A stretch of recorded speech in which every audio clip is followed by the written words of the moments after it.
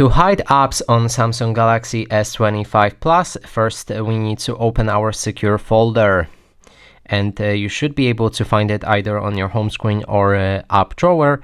And when we open it, we need to set up the password or unlock our phone to open that folder. Now inside we can hide apps by clicking on this plus button right here, and then you can select any app that you like and want to hide.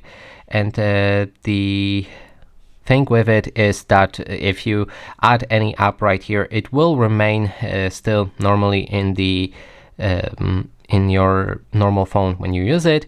So I can easily access my Google Chrome right here, but when I try to do it through the secure folder, it will be as a new instance of this app. So it will basically clone that app and keep everything that you're gonna do hidden in secure folder for that app if you open it right here. And that is basically everything.